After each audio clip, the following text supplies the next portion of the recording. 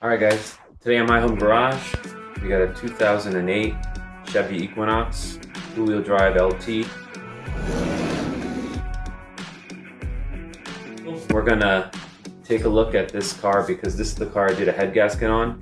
So what we're gonna check is, how is that head gasket holding up? Head gasket's holding up. Is there coolant mixing with the oil? So let's get at it, guys.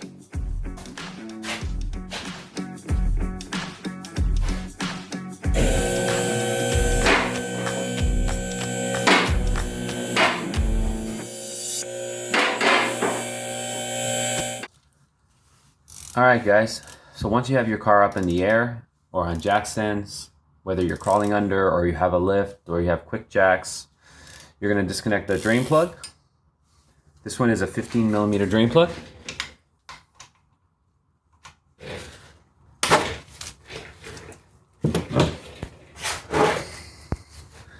And as you loosen it, to make minimal mess, I recommend getting a big drain pan.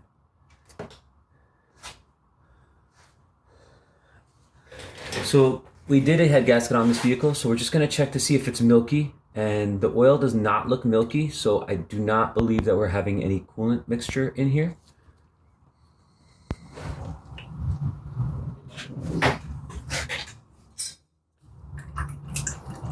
We can now turn our attention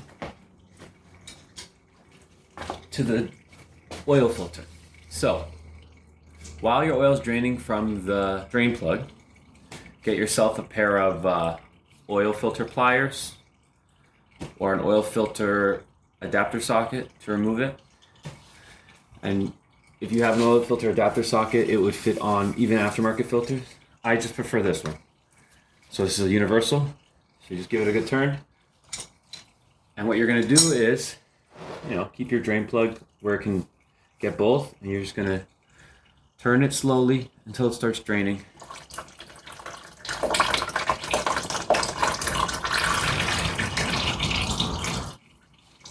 Make sure you're wearing gloves. Turn it slow until you feel it releasing.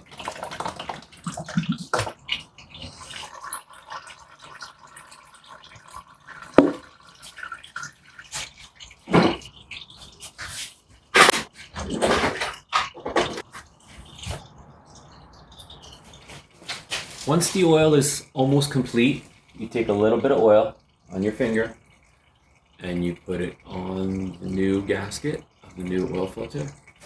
You inspect the mating surface of the old, where the oil filter was, the housing. You wipe it and you make sure that there's no old gasket stuck on there.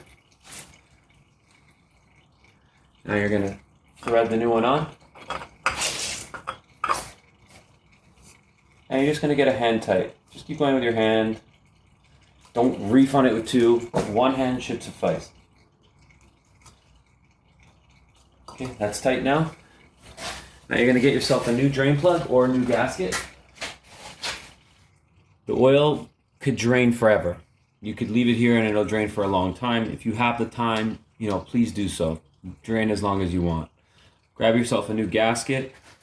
New gasket would be the rubber part on the inside. I have a bunch of new drain plugs, so I'm just going to put a new drain plug on there.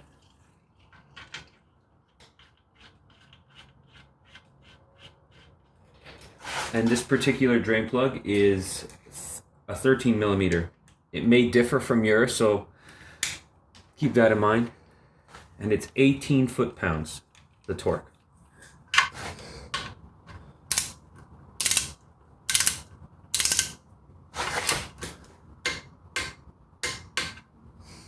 I like to grab my regular wrench after and just check it by hand.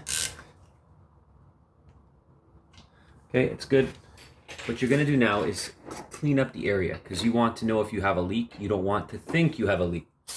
Get yourself some brake clean and a rag and just clean up the area.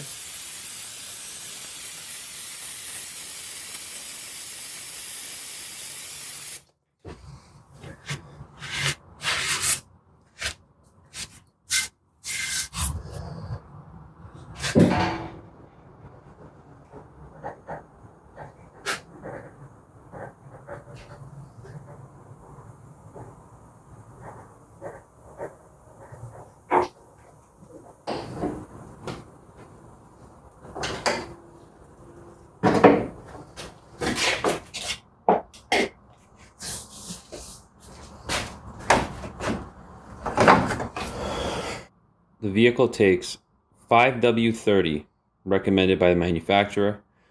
I wouldn't be upset or feel that you did wrong if you went up to a 1030 as well, but 530 is what's recommended by the manufacturer. We're going to start with 4.5 liters, and then we're going to start the vehicle and check the oil level. This is a 5-liter jug.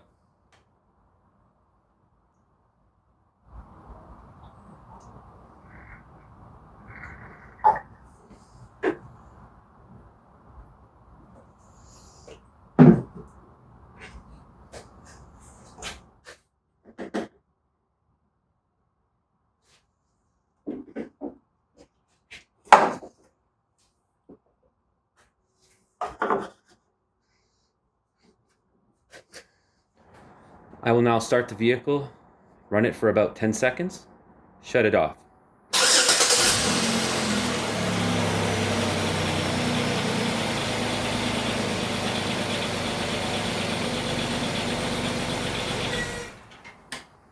Now that you have ran the vehicle for 10 seconds, you want to give the oil time to get back into the oil pan.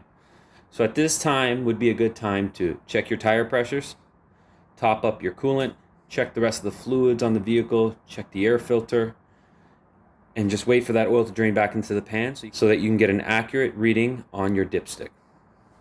Okay, sufficient time has passed. We will now inspect the oil level.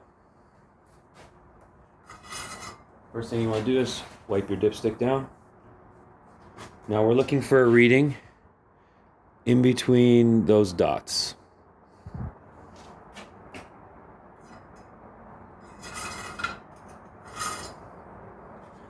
So, as you can see, we're right at the top dot. So this vehicle takes approximately 4.5 liters, depending on how long you let the oil pan drain out the oil.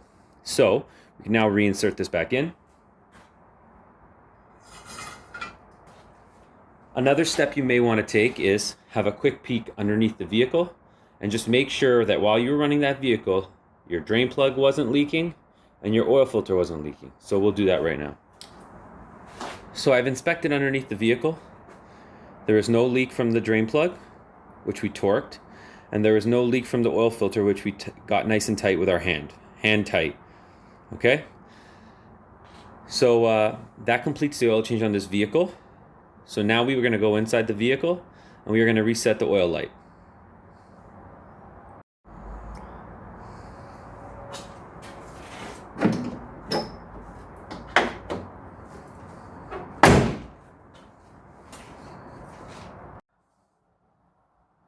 Alright guys, to reset the oil life on these is quite simple. Turn the key on.